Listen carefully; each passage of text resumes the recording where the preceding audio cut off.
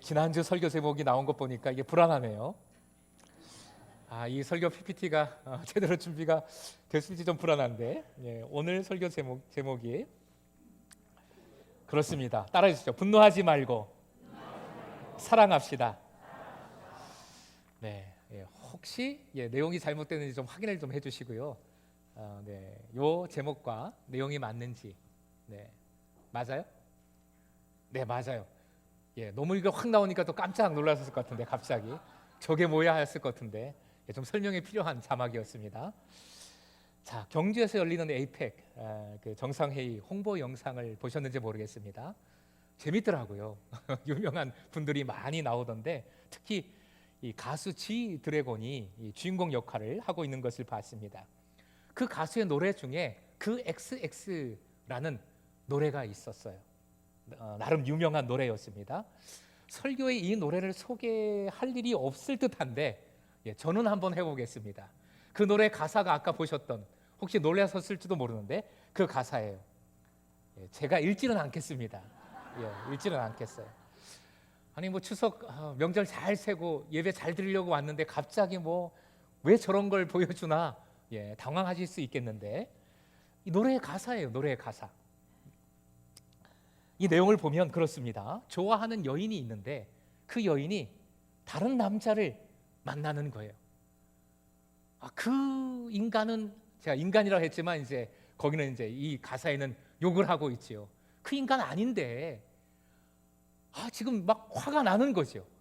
좋아하는 사람이 다른 사람을 만나니 얼마나 화가 납니까? 그 화를 이렇게 담고 있어요.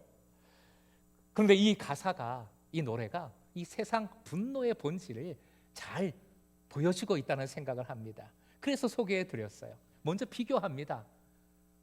비교해요. 자신과 그 인간을 비교합니다. 그리고 비교 속에서 내가 못한 게 뭔데 하면서 화가 나는 거죠. 분노하는 거죠. 그러면서 왜 나는 가질 수 없는 거야? 외칩니다. 왜 나는 가질 수 없는 거야? 정확히 얘기하면 그 여인과의 관계잖아요. 근데 관계를 뭐로 보는 겁니까? 내가 가지는 소유물로 보고 있는 거지요. 비교합니다. 그리고 관계를 소유로 보고 있습니다. 그러면서 분노합니다. 대중이 제일 많이 공감한 가사, 이 노래의 가사 부분이 아까 첫 번째 보셨던 것. 요건 제가 읽어볼게요. 그 새끼보다 내가 못한 게 뭐야? 살짝 좀 시원하지 않으세요? 사실 나도 모르게 비교하면서, 또는 비교 당하면서 내가 못한 게 뭐야? 또는 그렇게 화를 내거나 아니면 자책하게 되죠. 내가 너무 못하구나. 내가 정말 잘하는 게 없구나. 나는 왜 이렇게 못났지? 그런 마음들 가져보신 경험이 있을 거예요. 그러다 보니까 이 노래에 공감이 되는 것이에요. 이렇게 막 대신 욕을 해주니까 속이 좀 시원한 마음이 드는 겁니다. 본문으로 돌아오지요. 두려움으로 맹종하고 있는 형은 우월감 속에서 동생과 비교하지요. 그리고 동생을 폄하합니다. 동생에게 욕을 해대는 거지요. 30절 말씀 같이 읽겠습니다. 시작. 그런데 창녀들과 어울려서 아버지의 재산을 다 삼켜버린 이 아들이 오니까 그를 위해서는 살찐 송아지를 잡으셨습니다. 이렇게 해버린 이 아들이 오니까, 사실 이 아들이라고 표현했는데 느낌을 살리면 아까 그 가사의 욕이에요. 그 새끼가 오니까 이러고 있는 거예요. 형은 동생을 용서할 마음이 전혀 없습니다. 동생을 용서하지 않고, 그리고 동생을 받아들인, 용서한 아버지조차 이해하지 못합니다. 용서하지 않습니다. 이러한 형의 말과 대조되는 말이 본문에 나와요. 27절인데 종이 하는 말이에요. 형이 물었을 때 형에게 종이 대답하는 말인데 앞쪽 부분입니다. 대답하되 당신의 동생이 돌아왔음에 당신의 아버지가 하면서 말을 이어가는데, 예수님은 이 종의 입술을 통해서 정확하게 알려주십니다. 당신의 동생이라고. 당신의 동생이라고. 그 새끼가 아니라 당신의 동생이라고. 그리고 당신의 아버지라고 알려주시는 거지요. 그 관계에 집중해야 됨을 가르쳐 주시는 겁니다. 한마디로 말해서 당신도 동생도 다 사랑받는 아버지의 자녀라고 알려주시는 겁니다. 이어지는 27절, 이어지는 말씀 같이 읽겠습니다. 시작. 건강한 그를 다시 맞아들이게 됨으로 인하여 송아지를 잡았나이다 하니, 건강한 그를 다시 맞아들이게 됨으로 인하여.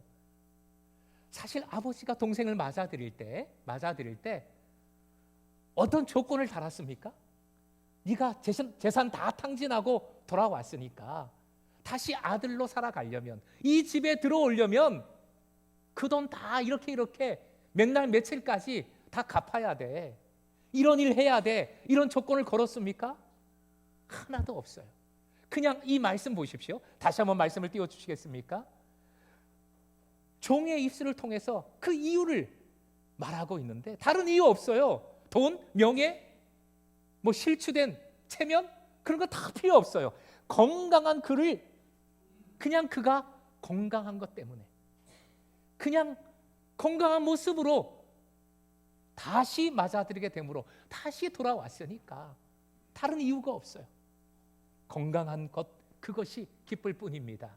그 모습으로 다시 돌아온 것이 감사할 뿐입니다. 오직 한마디로 다른 거 다 필요 없고 아들의 존재만 소중한 것이지, 그 사랑의 관계만 감사한 것입니다. 죄책감과 우월감에 이어서 이 두려움으로 맹종하는 형의 마음과 짝을 이루는 마음들을 지금 살펴보고 있어요. 첫 번째가 죄책감이었고 두 번째가 우월감이었습니다. 이어서 그 두려움과 짝을 이루는 세 번째 마음, 세 번째 모습이 있어요. 화면 보시고 같이 읽겠습니다. 시작. 두려움과 짝을 이루는, 바로 분노죠. 이미 살펴봤습니다. 분노인데 28절에 그 모습이 정확히 나오고 있어요. 큰 아들은 화가 나서 집으로 들어가려고 하지 않았다. 화가 나서, 이 화가 나서라는 단어를 원문으로 보면 격분했다, 격분하다라는 강한 의미의 동사입니다. 그런데 계시록 말씀을 보니까, 요한 계시록 말씀을 보니까 하나님의 대적자들이 나와요. 그리스도인들을 픽박하고 유혹하는 그 대적자들이 그렇게 픽박할 때 분노한다라고 표현하고 있는데, 그 분노한다라는 동사에 바로 오늘 본문에 화가 나서, 형이 화가 나서 똑같은 동사를 사용하고 있습니다. 다른 동사가 나오지 않아요. 여러 번 대적자들이 분노하고 있다라고 표현하고 있는데 그때마다 똑같은 동일한 단어를 사용하고 있어요. 그 중에 한 말씀, 계시록 12장 17절 말씀 같이 읽겠습니다. 시작. 그래서 그 용은 그 여자에게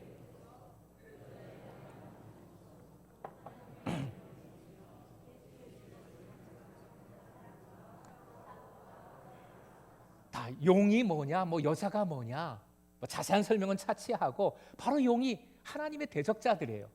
그 여인, 여자, 그리고 여자의 남은 자손, 설명이 다행히 나옵니다. 곧 하나님의 계명을 지키며 예수의 증언을 간직하고 있는 사람들, 끝까지 예수님을, 그 말씀을 따르는 사람들이에요. 그 사람들을 향해서 분노하고 있다, 말씀은 증거합니다. 이때 사용된 단어가 바로 오늘 본문과 똑같은 단어예요. 화가 나서, 똑같은 단어예요. 이렇듯 우리는 지금 사실은 분노의 시대, 용의 시대를 살고 있는 것 같습니다. 여기저기 분노가 터져 나오고 있어요. 그런데 그 분노는 계시록이 잘 보여주고 있듯이 하나님 앞에서 너무나 중요한 모습이에요. 심판의 증표가 되기도 하고 원인이 되기도 합니다. 영적으로 너무 중요하기에 우리가 이 분노를 단순히 사람의 감정으로 여길 것이 아니라 내 믿음과 연결해서, 내 영성과 연결해서 아주 꼼꼼하게 살펴봐야 됩니다. 분노는 어떤 결과를 가져오는가? 사탄이 제일 좋아하는 결과를 가져와요. 그게 뭐냐? 관계가 끊어지는 겁니다. 신앙 공동체가 허물어지는 거예요. 오늘 말씀이 그것을 잘 보여주지요. 이렇게 정리를 해보죠. 분노가 무엇이냐? 분노가 어떤 결과를 가지고 오느냐? 같이 읽습니다. 시작. 분노는 관계를 끊고 공동체를 허문다. 형이 화가 났어요. 분노하고 있습니다. 그래서 말씀은 집으로 들어가지 않았다라고 말하고 있습니다. 집으로 들어가지 않았다. 들어간다라는 원어가 중요한데 이것은 무엇 안으로 들어가다, 어떤 관계를 형성하다, 관계를 나타내는 말씀이에요. 잔치가 열리고 있는 집은 신앙 공동체요, 하나님 나라의 모형입니다. 분노한 형은 아버지와의 관계 안으로, 동생과의 관계 안으로 절대 들어가려 하지 않습니다. 그리고 분노는 하나님 나라로, 신앙 공동체로, 그 기쁨이 있는 하나님 나라 신앙 공동체로 들어가는 것을 거부하지요. 그리고 분노한 형은 동생을 동생이라 부르지 않고 있지요. 우월한 자신과 비교해서 동생을 비하하고 폄하하고 멸시하고 있습니다.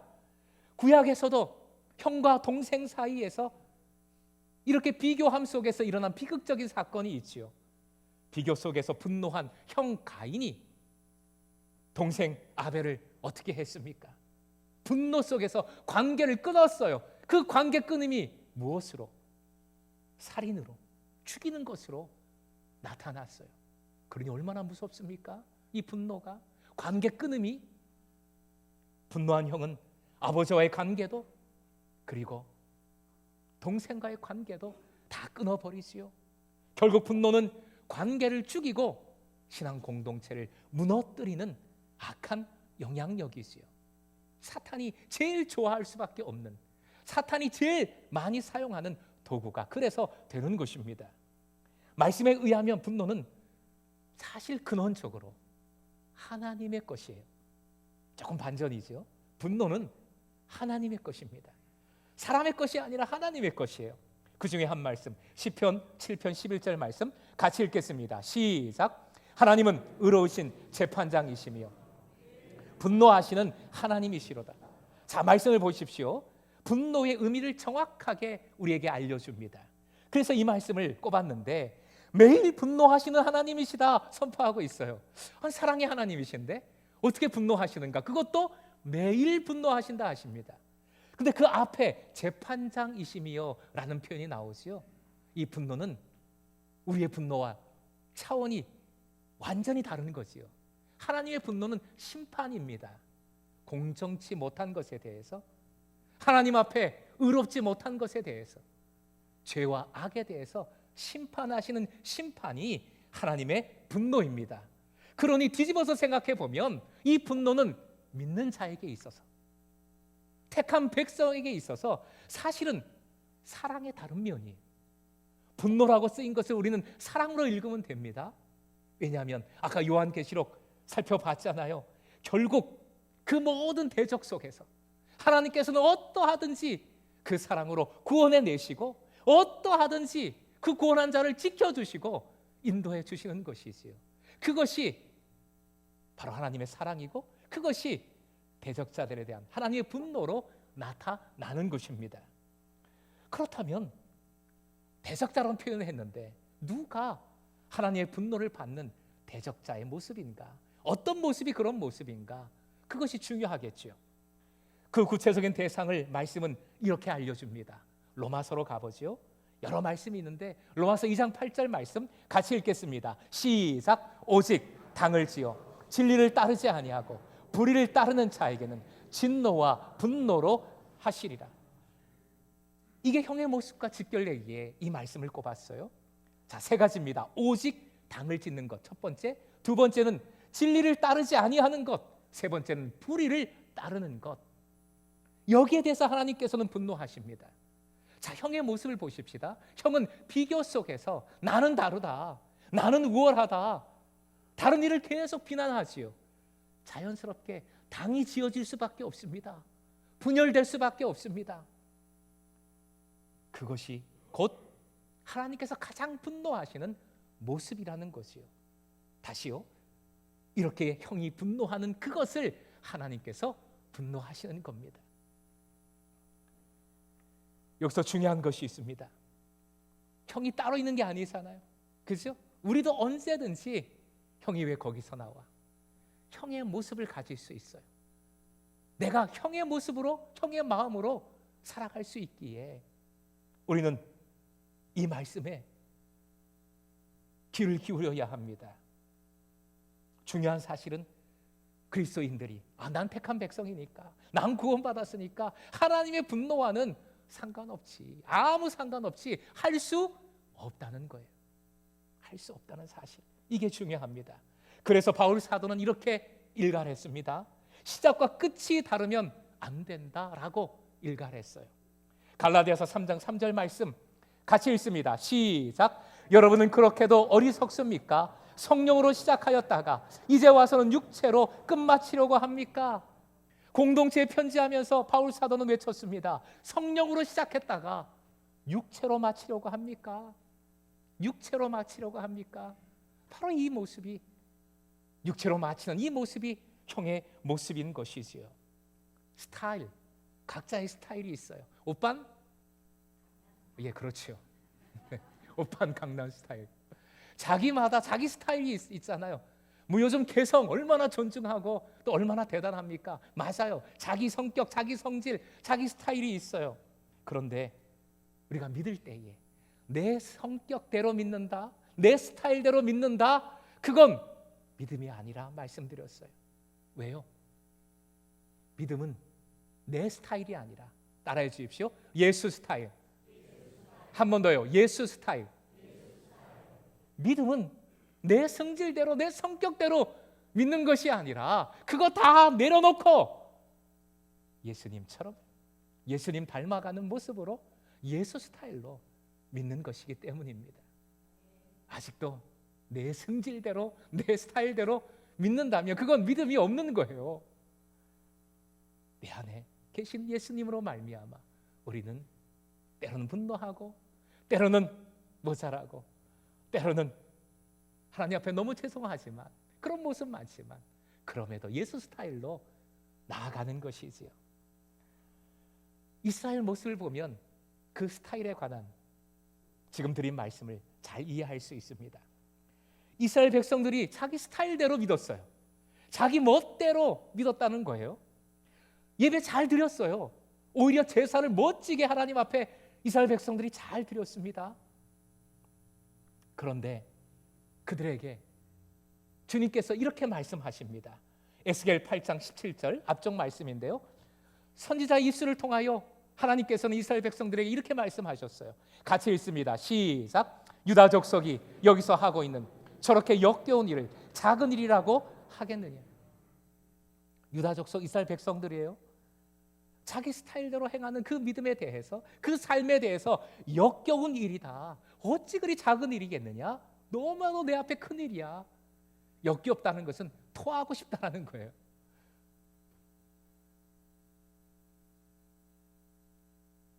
그 이스라엘 백성들의 스타일, 그 죄악상을 구체적으로 주님은 이렇게 말씀하십니다. 이어지는 17절인데요. 그런데도 그들은 온 나라를 폭력으로 가득 채워 놓으며 자기의 분노지요, 나의 분노를 터뜨리는 일을 더하였다. 그들은 나뭇가지를 자기들의 코에 갖다 대는 이교의식, 우상숭배를 뜻합니다. 우상숭배까지 서슴지 않고 하였다. 요즘 왜 이렇게 우상들이, 놀라운 시대를 우리가 살아가고 있습니다. 전에 한번 교육자 수련회를 가는데 밤에 네온 사인이 거기에 어마어마하게, 그 동네에, 시골 동네인데 큰 건물에 네온 사인이 있는 거예요. 뭐가 저렇게 시골에 멋지게 네온 사인을 했나. 신천지에 네온 사인이 어마어마하게 크게 붙어 있더라고요.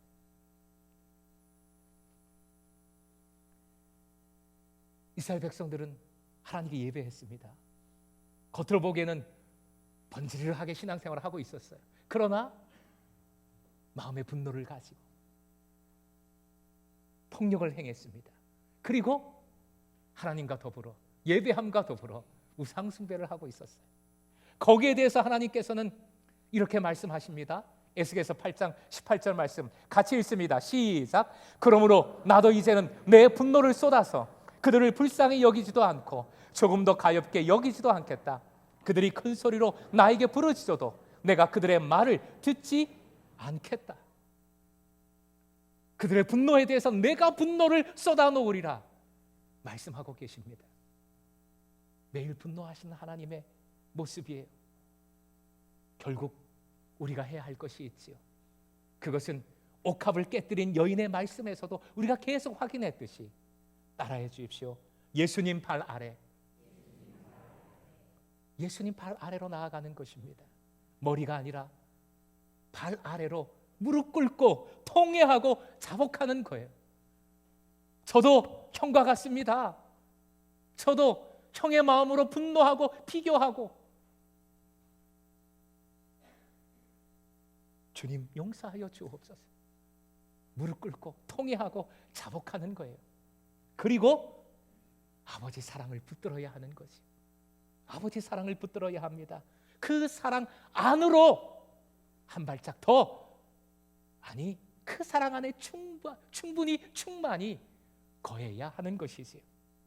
31절, 아버지는 형에게 찾아와서 말합니다. 같이 읽겠습니다. 시작. 얘야, 너는 늘 나와 함께 있으니, 얘야, 아들아 라는 말이에요.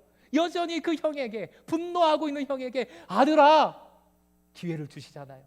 아들아 부르시잖아요. 아들아, 내가 너와 함께 있다라는 말씀이에요. 나는 언제나 너와 함께 있다. 너를 사랑한다. 이 사랑 안으로 들어오렴 말씀하고 계시는 겁니다. 이 사랑의 관계 안에 우리가 충만할 때 우리 안에 계시는 주님은 우리를 통해서 역사하십니다. 펜인가 제자인가의 카일 아이들먼은 그래서 이렇게 말하고 있어요. 그 부분 같이 한번 읽어보겠습니다. 시작. 우리 안에서 온전하게 역사하시는, 우리를 통해 역사하시는 것이 하나님의 방식이다. 말씀과 연결하면 우리 안에 그 사랑이 충만한 관계가 이루어졌을 때, 그 후에, 그 사랑의 관계가 이루어진 후에 우리를 통하여 주님께서 일하신다는 것이죠. 이것이 하나님의 방식입니다. 그래서 바울 사도는 오직 사랑 안에 있을 때 우리가 자라난다. 다른 게 아니에요. 무슨 말씀 막 외우고 뭐 훈련 열심히 받고, 그것도 중요하지만 일단 뭐에 충만해야 되냐? 사랑 안에, 그 사랑에, 그 관계에 충만해야 됨을 말합니다. 그리고 그 사랑 안에 있을 때 내가 자라고 또한 공동체가 세워짐을 선포하고 있습니다. 바울의 입술을 통해 우리에게 주시는 하나님의 말씀이지요. 에베소 4장 15절 16절 함께 읽습니다. 시작. 우리는 사랑으로 진리를 말하고 살면서 모든 면에서 자라나서 머리가 되시는 그리스도에게까지 다다라야 합니다. 사랑 안에서 몸이 건설됩니다. 마지막 부분만 읽어볼까요? 시작. 사랑 안에서 몸이 건설됩니다. 이 몸은 사실 공동체를 뜻하는 거예요. 한 사람 한 사람의 몸이 아니라 공동체를 뜻하는 겁니다. 예수 그리스도의 몸된 공동체를 의미합니다. 결국 내가 사랑 안에 있을 때 내가 자라납니다. 내가 성숙해집니다. 그리고 그 사랑의 관계 속에 있을 때에 공동체가 자라난다는 거죠. 오이코돔에 견고히 세워진다라는 것이지요. 그런데 이렇게 사랑으로 자란다라는 것을 선포한 후에 바울 사도는 여러 가지를 말하다가 분노를 언급합니다. 이게 진리의 말씀이에요. 사랑으로 자람에 있어서 걸림돌이 뭐냐? 분노라는 것임을 우리에게 알려주고 있습니다. 분노를 말합니다. 그 부분의 말씀 에베소 4장 26절 27절인데 맨 끝에 아주 중요한 말씀이 있죠. 같이 읽겠습니다. 시작. 화를 내더라도 죄를 짓는 데까지 이르지 않도록 하십시오. 노여움을 품고 잊지 마십시오. 악마에게 틈을 주지 마십시오. 그러니까 화가 우리에게 있을 수 있잖아요. 그죠? 요즘 뭐 화가 많다, 화가 많은 시대를, 분노의 시대를 우리가 살아간다, 이 말씀드렸듯이 우리에게도 화가 많아요. 화날 일들이 참 많아요. 그거 인지상정이에요. 당연한 거예요. 그러나 지속하지 말라는 거예요. 지속하지 말라. 그거를 붙들고 있지 말라. 그건 내려놓고 사랑을 붙들어야 되는데, 아까 말씀 다시 한번 띄워놔 주십시오. 맨 끝에 아주 중요한 표현이 있죠.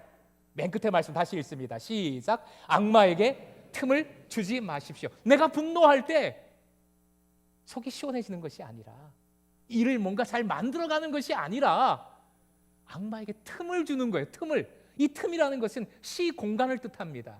내가 분노하는 순간 악마의 시간이 임하는 것이고 악마의 현장이 이루어지는 거예요. 반대로 내가 사랑할 때 하나님의 시간이 열리는 것이고 하나님의 나라가 임하는 줄 믿으시기 바랍니다. 욥이 고난 중에 사실은 힘들어하고 분노했겠죠. 그런데 그 고난의 시간 중에 욥을 보니까 하나님께 직접적으로 감사드린다는 고백을 한 적이 없어요. 욥에는 그런 말씀이 나오지 않습니다. 욥기에는. 그런데 그 욥을 보면 자신의 그 아픈 것, 그 마음의 답답한 것, 그 고난, 그 심중의 그 모든 것을 뭐 친구들도 오고 막 그랬지만 하나님을 향해서 토로하고 있는 것을 봅니다. 하나님께 향하고 있어요. 그러니까 한마디로 욕을 하건 분노하건 누구를 향해야 된다? 하나님을 향해야 된다. 구약학자 월터 브루그만은 이렇게 얘기하고 있습니다. 같이 읽어보겠습니다. 시작. 우리 마음속에 있는 원망과 원수에 대한 적대감을 하나님께 모두 토로하면 하나님의 성품이 우리 마음속에 와우, 욥이 어떻게 그럴 수 있나? 바로 이 이유죠. 하나님을 향해서 토로했을 때 하나님의 성품이 그의 마음을 뒤집은 거죠. 바꾼 거죠. 이 은혜는 우리에게도 마찬가지입니다. 분노를 기도로 바꾸어 하나님께 맡기는 여러분 되시길 축복합니다. 기도가 관계잖아요. 관계. 분노가 불일 듯 일어날 때 기도를 통해 하나님과의 관계 속으로 들어가고 그 사랑 안으로 들어가야 하는 것입니다. 따라해 주십시오. 내일 만납시다. 네. 여러분 얼떨결에 약속하셨어요? 그래서 특별 새벽 기도회. 내일 새벽에 만나야 하는 거죠. 우리가 만나야 합니다.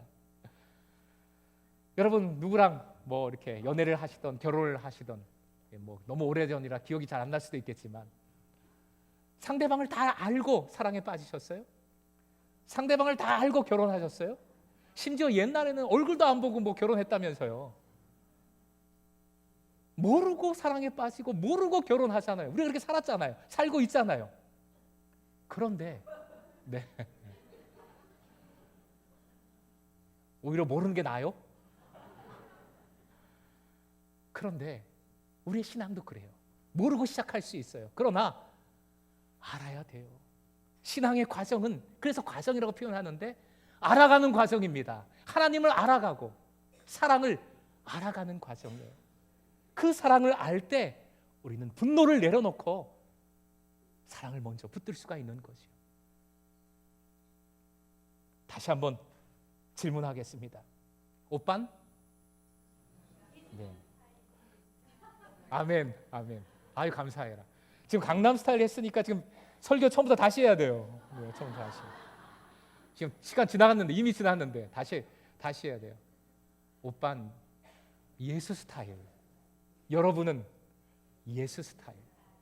뭘 가졌나 안 가졌나, 뭘 잘하나 못하나 거기에 연연해하지 않고 거기에 분노하지 않고 내 승질 내 스타일 다 내려놓고 예수 스타일로 우리를 위해 끝까지 사랑하신 그 사랑, 목숨까지 내어주신 그 사랑 붙드는 예수 스타일로 살아가시길 축복합니다. 그리할 때 하나님 나라의 시간과 하나님 나라의 열매를 누리게 됩니다. 서로 인사 한번 하시겠습니다. 화내지 않고 사랑하겠습니다.